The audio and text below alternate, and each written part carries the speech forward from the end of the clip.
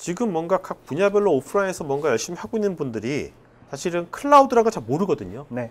잘 몰라요, 일반적으로. 네. 그렇지 않습니까? 뭐 철공사하는 아저씨, 뭐 빵집 하는 아줌마 잘 모른단 말이죠. 근데 그것이 다 이제 스며드는 거 아닙니까? 그러면 그분들이 맨날 이런 방송을 볼 수도 없는 거고, 그분들이 어떤 식으로 해야지만 뭔가 지금 말씀하신 네. 이런 시대에 큰 지금 어떤 패러다임이 바뀌고 있는 건데, 이런 거에 딱 편승해가지고 뭔가 할 수 있을까요? 어떻게? 뭔가 그런 걸 하는 데 있어서 개인들은 어떻게 해야 네. 할 거며, 네. 또 이게 정부라든지 이런 데들은 또 사회는 또 어떤 식으로 그런 사람들한테 뭔가 동기부여랄까 이런 것들을 좀 이렇게 네. 가이드를 좀 해주면 좋겠습니까?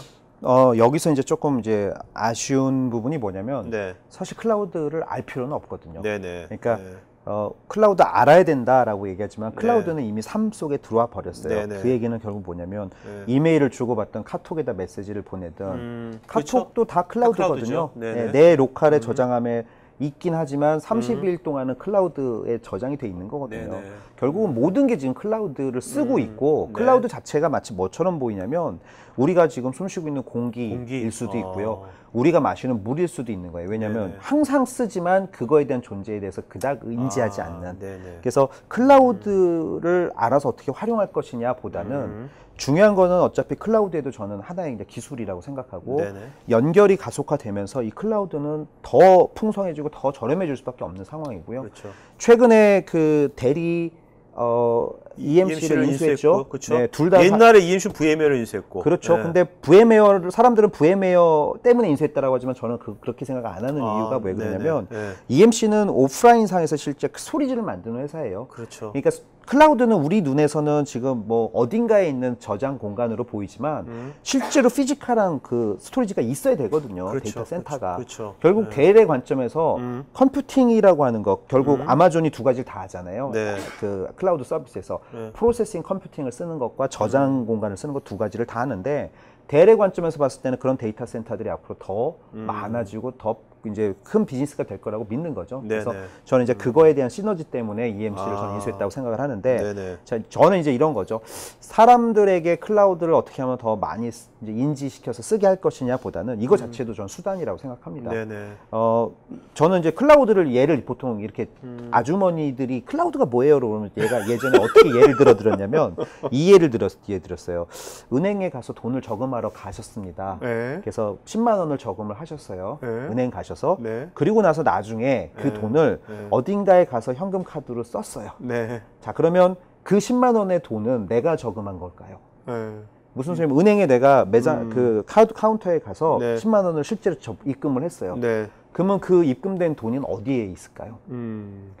사실은 모르거든요. 네, 그렇죠. 어딘가에 있지만 모르는 거고 내가 쓰는 순간 10만 원은 똑같은 가치의 10만 원일 뿐이지 그렇죠. 내가 저금한 그 물리적인 10만 원이 그대로 쓰이는 게 아니거든요. 저는 이거랑 클라우드랑 똑같다고 생각을 하는 거예요. 디지털 컨텐츠라고 하는 걸 내가 어디선가 클라우드 안에 입력을 하지만 그거는 어딘가에 존재하는 거지 네. 내가 사용하는 시점에서는 그거는 네. 똑같은 가치를 가졌으나 똑같다고 말할 수 없는 그래서 결국 같은 건데 기술이라고 하는 게 이미 이렇게 약간 스며들고 퍼베이시브하다고 보통 얘기하는데 네네. 우리 주변의 모든 곳에 존재한다라고 생각을 해야 되는 거죠. 결국 이것들을 수단으로 삼아서 내가 하고 있는 일들을 어떻게 하면 더 효율적으로 할 것이냐. 네네. 그리고 이 기술이 발전함에도 불구하고 내가 하는 일을 어떻게 하면 더 인간적이고 창의적으로 네네. 할 것이냐.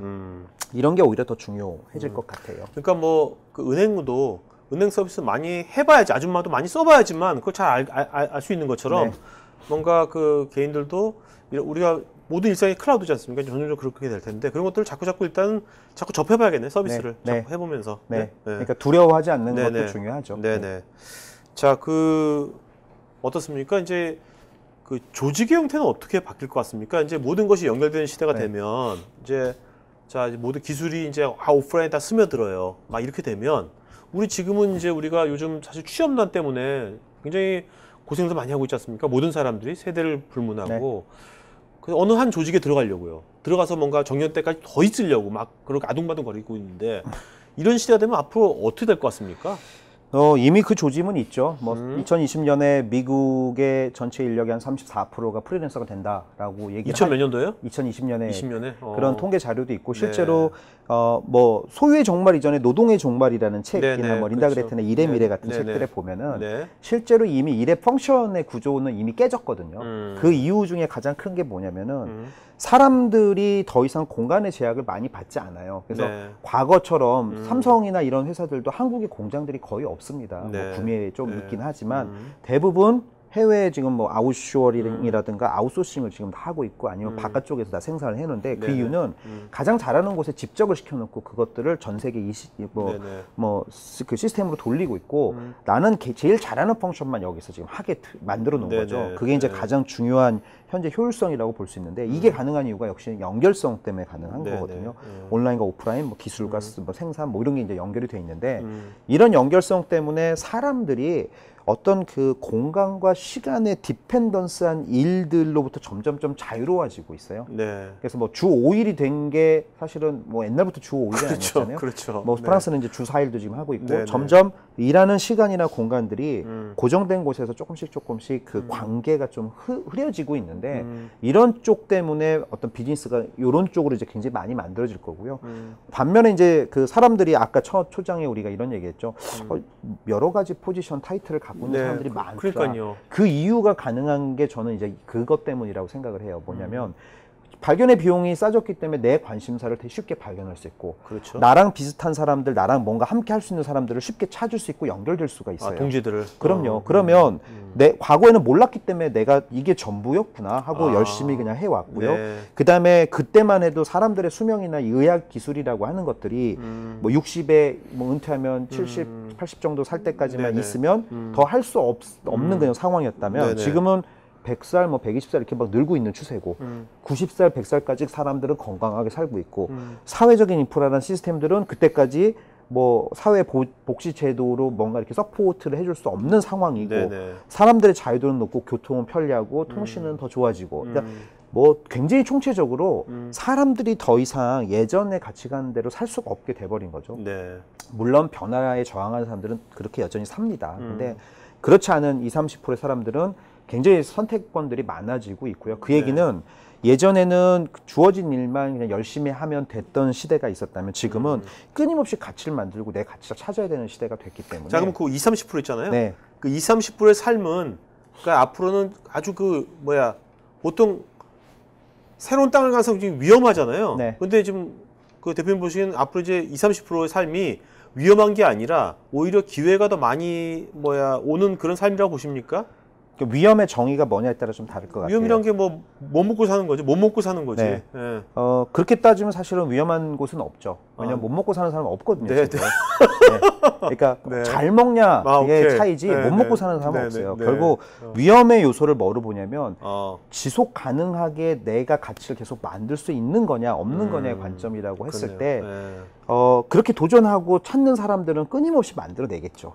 근데 그렇지 않은 사람들은 이제 그 쌓아놓은 것만 갖고 사실 해야 되기 때문에 이제 그건 한계가 있을 거고 그렇다고 해서 세계에 존재하는 사람들이 70억의 인구가 다 여기 20%처럼 살 수는 없거든요.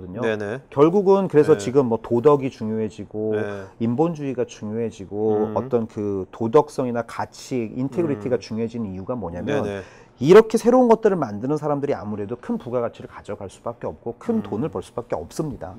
뭐 리스크는 있죠. 처음에 실행하는 리스크 남들이 안 했기 때문에 하지만 그걸 실행하면 아까 제가 말씀드린 것처럼 최초의 가치를 가질 확률이 높기 때문에 이걸 만든 사람들은 결국은 큰 가치를 가져갈 수밖에 없고요. 그 큰 가치를 자기가 독식한다.